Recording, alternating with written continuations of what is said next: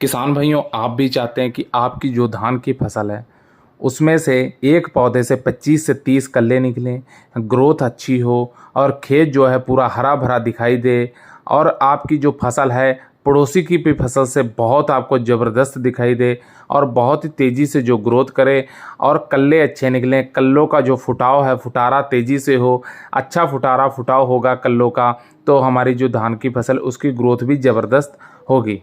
तो किसान भाइयों, अगर चैनल पे पहली बार हैं तो चैनल को सब्सक्राइब करके पास वाली घंटी दबा लीजिए। तो बढ़ते हैं वीडियो की तरफ। तो बात करेंगे किसान भाइयों कि जो हमारी धान की फसल इस समय पे हमें उसमें कौन सी इन चीज़ों का प्रयोग करना है कि जिससे कि हमारी जो धान की फसल है उसकी ग्रोथ और कल्लों का जो फुटाव बहुत ही ज़बरदस्त आपको देखने को मिले।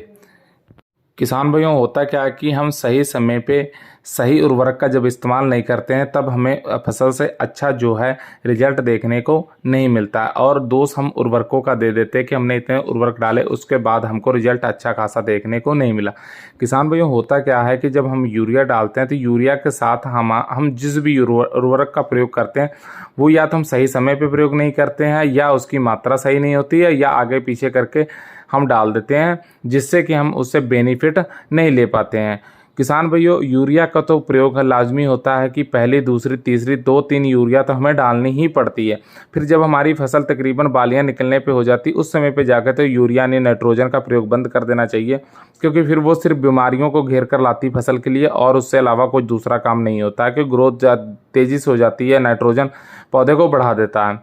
किसान भाइयों, अगर आपकी जो धान की फसल है अगर 25 से 30 दिन की हो गई और अगर आपने दूसरी यूरिया का प्रयोग नहीं किया और दूसरी यूरिया डालने जा रहे हैं तो ये आपके लिए बहुत ही सही समय है और इस समय पे आप इस चीज़ का प्रयोग कर सकते हैं। अगर किसान भाइयों आपने यूरिया डाल चुके हैं, दूसरी यूरिया डाल चुके हैं, तो अगर 25 से 30 दिन की फसल हो गई है और यूरिया आपने पहले डाल दी है तो इस समय पे भी आप इस चीज़ का प्रयोग कर सकते हैं। तो किसान भाइयों, वैसे अगर दूसरी यूरिया बहुत सारे किसान भाई 25 दिन के बाद ही प्रयोग करते हैं।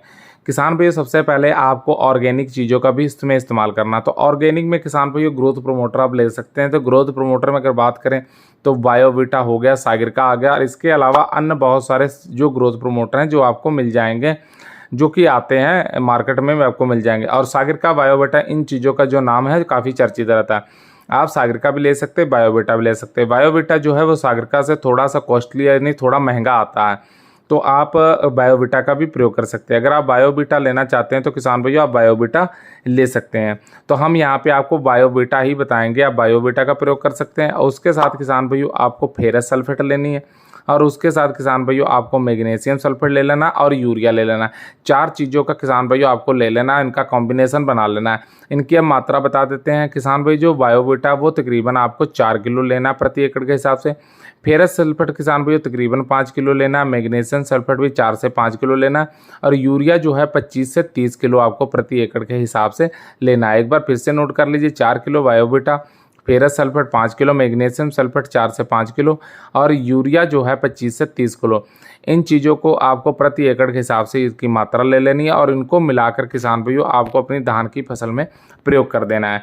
धान की फसल में प्रयोग करेंगे किसान भाइयों, अभी ये बहुत सही समय है। 25 से 30 दिन के अंदर अगर आप इस समय इन चीज़ों को डालते हैं तो बहुत ही तेज़ी से किसान भाइयों जो धान के पौधे से फुटाव होगा, कल्ले बहुत ही तेज़ी से निकलेंगे। अगर फुटाव तेज़ी से होगा, कल्ले ज़बरदस्त निकलेंगे तो आपकी जो किसान भाइयों फसल है वो ग्रोथ अच्छी करेगी। ग्रोथ अच्छी होगी तो लाजमी सी बात है आगे चल के हम उससे जो पैदावार है वो अच्छी और बहुत ही अच्छी पैदावार ले सकते हैं। शुरुआती समय से अगर हम पौधे पे, धान की फसल पे काम नहीं कर पाते तो पैदावार पे हम इतनी आस ना रखें, क्योंकि शुरुआती समय ही होता है कि पैदावार को बढ़ाने के लिए शुरुआती समय पे ही हमें अपनी फसल पे काम करना होता है और ये एक सही समय है किसान भाइयों। और इस चीज़ का आपको ध्यान देना और इन चीज़ों का प्रयोग करते समय किसान भाइयों एक चीज़ का ध्यान देना कि आपके खेत में पर्याप्त नमी होनी चाहिए, क्योंकि इस समय बारिश ना होने की वजह से खेतों में सूखा पड़ा हुआ और खेतों में दरारें बन चुकी हैं। इन चीज़ों का आपको ध्यान रखना है। या तो आप पानी लगा लीजिए या पानी लगा तो उसके बाद आप डाल दीजिए, यानी खेत में पर्याप्त नमी होनी चाहिए, उसके बाद ही इन चीज़ों का आप प्रयोग कर रहे हैं। तो किसान भाई उम्मीद करते हैं हमारे द्वारा दी गई जानकारी से आप संतुष्ट होंगे। जानकारी अच्छी लगी तो वीडियो लाइक कीजिए, शेयर कीजिए, चैनल को सब्सक्राइब करके पास वाली घंटी दबा लीजिए। धन्यवाद।